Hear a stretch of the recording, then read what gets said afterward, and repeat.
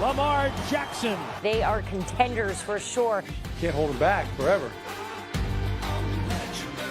Showtime Mahomes. He keeps surprising everybody every single week. This guy is going to be the future of the Baltimore Ravens. Jackson fooled everybody. He looked like a video game. I love road games. I just want to make it my home.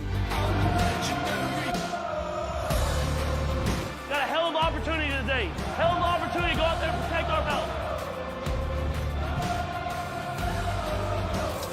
Nothing better than some NFL football. Cannot wait for that when everything can resume safely. Look who's here. Our quarterback, Dan Orlovsky, in the house. Of course, Stephen A. Smith and Max Kellerman, your guys. I'm Molly Karen Rose. Gentlemen, hope you're having a wonderful day so far. Let's continue it. It's never too early to talk MVP. So who will be this season, you ask? Well, let me tell you. Marinate on this, folks, okay? According to our friends at Caesar Sportsbook, reigning MVP Patrick Mahomes opened as a 4-1 favorite. Lamar Jackson coming in second at 13-2. A bit of a surprise at number 3. Listen to this, Dan. Dak Prescott, followed by Russell Wilson. Tom Brady tied with Kyler Murray for 5th best odds at MVP. Oh, have the mighty fallen. Max Kellerman, you're up first. Who's the biggest threat to Mahomes for MVP this season? The regular season reigning MVP, Lamar Jackson. I told you guys for a while now, and I gave Warren Sharp of Sharp Analytics credit, of course. Lamar Jackson was the most accurate 21-year-old passer in the history of the NFL. So the fact that he wasn't accurate by the standards of elite quarterbacks, you have to factor in his age. He's gotten better and better every season. And then last season, as Dan Orlovsky, you've pointed out with the 3 tight end sets and everything, he was the most valuable player of the league. So that guy who has probably not yet entered his prime, at least not as a passer. You get him 2 sure-handed receivers in the draft. He was on a 14-win team last year, and he was the whole offense, right? Like, the whole thing is predicated on what he can do. Even if that team goes backwards and only wins 12 games and Lamar Jackson shows improvement, he remains the biggest threat to Patrick Mahomes as the most valuable player in the NFL. I disagree. And that's not taking anything away from Lamar Jackson. I think he's electrifying, and obviously we're running the football. And he has improved his accuracy. He deserves a lot of credit. But I think that the division is going to be a little bit tougher this year. The Browns have upgraded the coaching position as far as I'm concerned with Stefanski. The Steelers got Big Ben Roethlisberger returning. I think there's going to be tough going in that division alone, let alone the rest of the AFC. So we can't ignore that reality. Then I have to look at it from this perspective. I'm all about Tom Brady right now. Godwin and Evans, along with O.J. Howard and Cameron Brate, with Tom Brady behind center. This is a guy that hasn't thrown more than 13 interceptions in the season since like 2008 or something along those lines.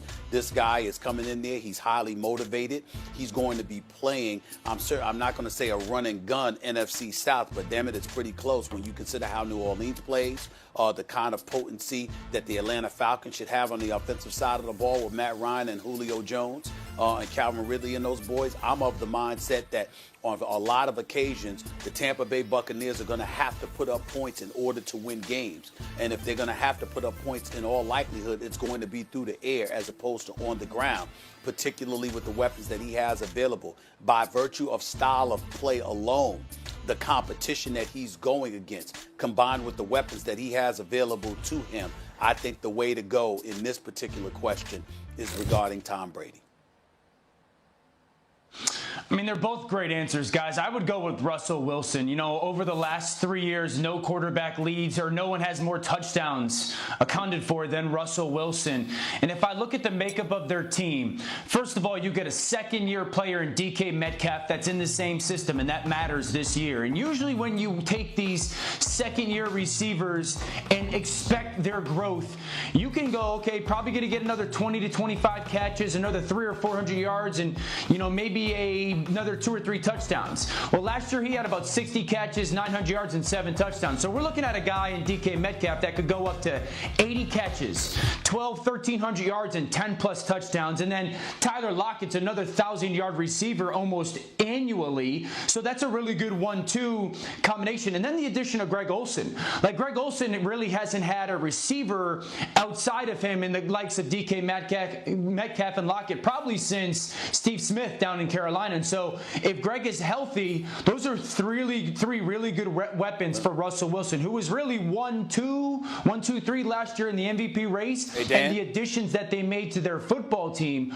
are going to be massive. Also, a better offensive line. The 2 caveats that I would have for you guys, and Stephen, I know you want to talk, but the 2 caveats I would have is I do think it's going to take Tampa Bay a month to get up to speed because there's not going to be much offseason. They're going to be a drastically different offense in the back end of November and December than they will in September.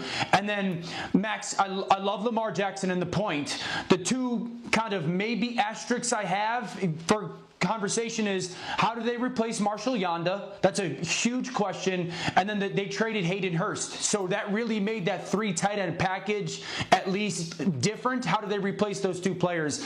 But I think they're all 3 great options. Well, Dan, I think your argument would be better served if we're talking about who's the stiffest competition in the NFC, who could ultimately make the Super Bowl and things of that nature. When you're talking about the MVP, you're talking about a specific individual. And the reason why I wouldn't pick Russell Wilson is because I'm thinking about Carson and Penny running in the backfield. These guys run the ball very, very effectively. And Pete Carroll has no problem whatsoever giving it to them to move the chains. That's how Seattle usually beats you. It's not that Russell Wilson can't make the big play. He certainly extends plays. We get all of that. But they usually go the methodical route in order to in terms of chopping you down. But Russell Wilson and beating you, not just defensively but offensively. Hold on, Max. But the thing about it is that when you look at Tom Brady, I think that they'll be putting the ball in the air more than Seattle, and that's why I'm thinking Tom Brady as opposed to Russell Wilson. Russell Wilson's a great pick any year because many years he's right there, top 2 or 3. He just hasn't had that one season that jumps out at you as better than everyone else. And at a certain point, he may be the sentimental favorite. Although I think if Brady is close, Brady's the sentimental favorite, even though he's won before. But Russell Wilson is a great pick.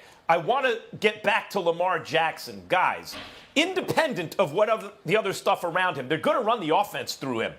And you know, when I talk about, he's the most accurate age 21 passer in history, and then every year he's getting better. As a rookie, he was a better passer as a rookie, at least according to the stats, than Peyton Manning, Andrew Luck, Carson Wentz, and several, obviously Trubisky, but Jared Goff. He was more accurate as a rookie than a lot of those guys you think of as really accurate passers, and he was younger than most of them when he was a rookie. So his natural passing talent, just passing talent, is severely underrated, and let's not forget, even if the division gets better, I don't view it that way. That's a 14-win team. A 14-win team. He just steered to that record.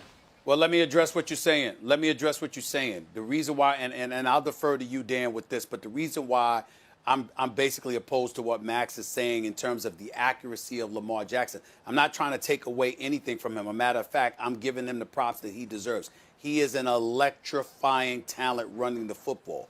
And he scares the living bejesus out of you when he has the ball in his hands and he's looking to run. So you've got secondaries that are compromised because you got to have somebody spying him. Sometimes, in some cases, 2 people spying him. Obviously, that really compromises you in terms of having the bodies to guard opposing wide receivers. I get that. But the flip side to it is that there's more film. It's the National Football League, and you got to believe that schematically, somehow, some way, somebody will come up with a way to make him throw the football more than run it on occasion. Again, we're talking MVP. I'm not saying he's not going to have a great year and he's not a great talent, but I'm talking about in terms of MVP, I kind of think that you can find a way to sort of neutralize him to some degree in terms of MVP discussion.